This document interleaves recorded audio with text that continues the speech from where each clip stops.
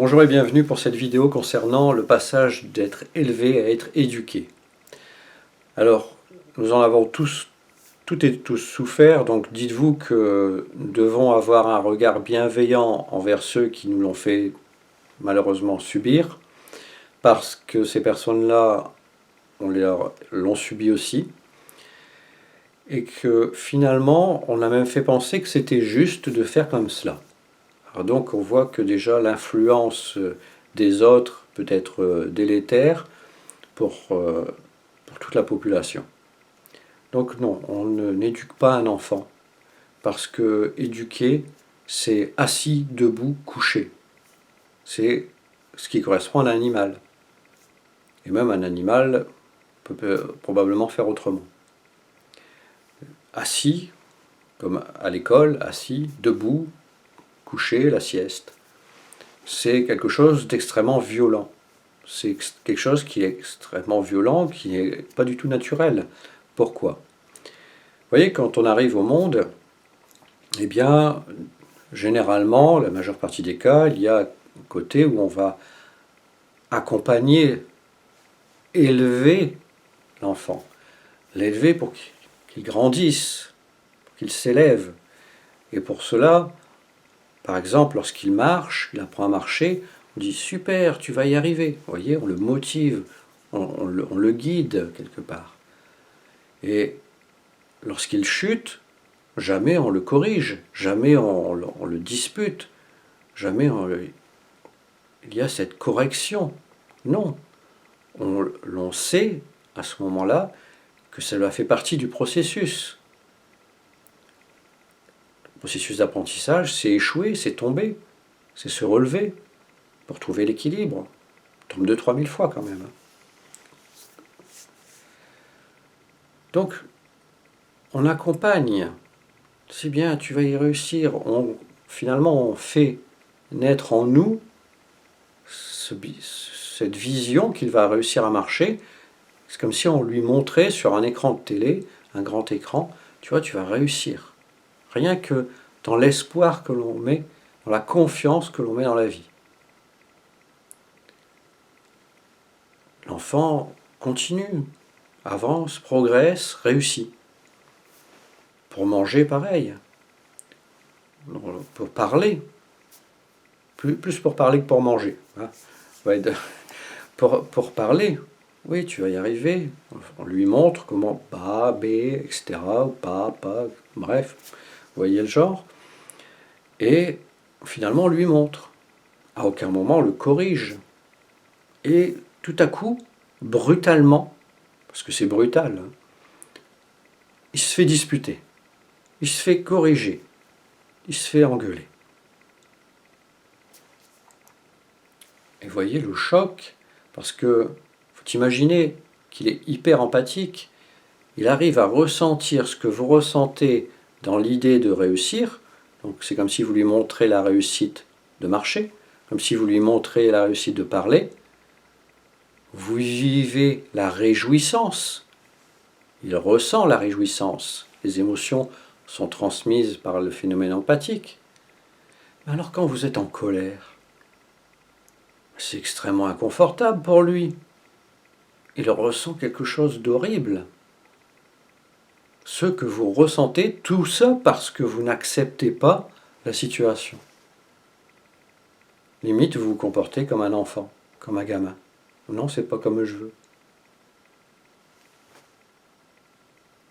Non, c'est que il a besoin d'échouer, il a besoin que vous lui montriez, que vous l'accompagniez, ça demande un temps. Si vous avez choisi d'être parent, ça fait partie du job.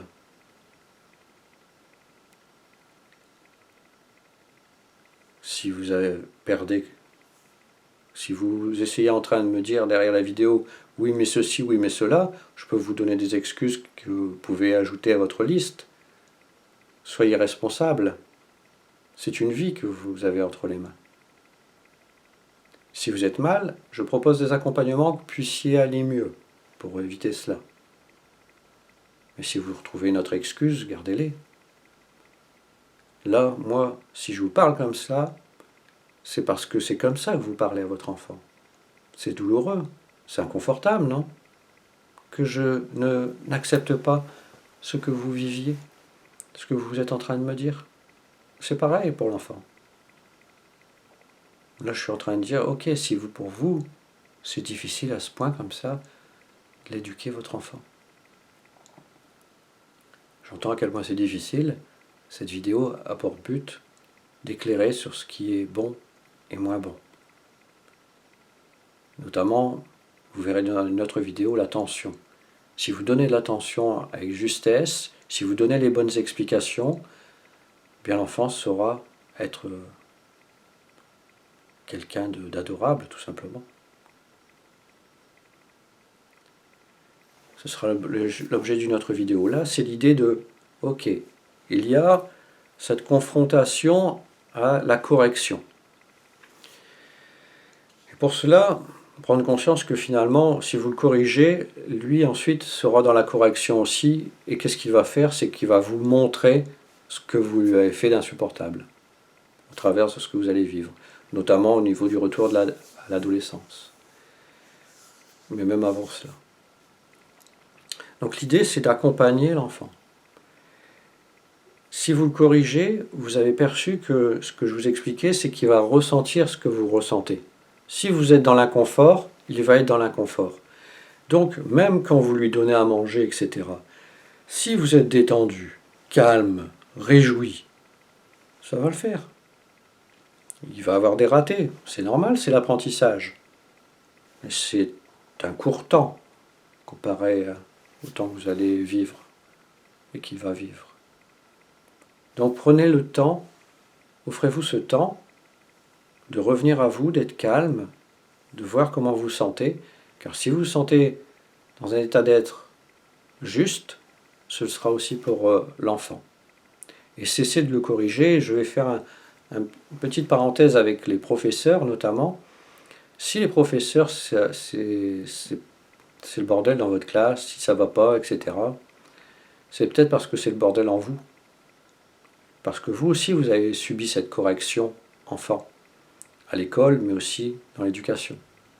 Et que finalement, si vous n'êtes pas bien en vous, je ferai une vidéo aussi là-dessus pour les professeurs, ça se reflète dans votre classe. Car il y a des professeurs extrêmement calmes, extrêmement posés, et on entend les mouches voler quasiment dans ces classes-là.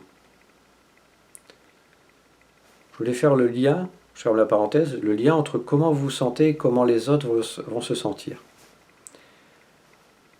Si vous avez souffert de cet inconfort par rapport au passage d'être élevé à corriger, vous avez certainement ressenti cela, ne serait-ce que quand j'ai parlé. Parce que si vous faites d'une certaine manière et qu'on vous dit de faire autrement, c'est comme si on vous rappelait au moment où vous avez été corrigé. C'est aussi cela quand vous avez votre collègue, votre conjoint ou conjointe, et que vous lui dites quelque chose qui peut être pris comme un reproche. C'est une reviviscence du moment où, enfant, il a été corrigé, il ou elle a été corrigé. Donc il est essentiel d'aller s'occuper de ce moment qui a été mal vécu. Il est essentiel de savoir qu'on évite la correction. On accompagne, on montre, on fait voir. Par exemple, l'idée de se brûler. Si vous dites à un enfant ne fais pas ça, il va le faire, il va se brûler. Si vous lui montrez avec sa main, vous ramenez la vôtre en même temps un peu plus près de la source chaude, tu sens que c'est un peu plus chaud. Tu ramènes un peu plus, attention, tu vois que c'est très... On lui montre, on lui fait vivre que c'est quelque chose qui est à éviter parce que c'est dangereux. Sans le confronter pleinement à la brûlure, on l'invite à prendre conscience d'eux.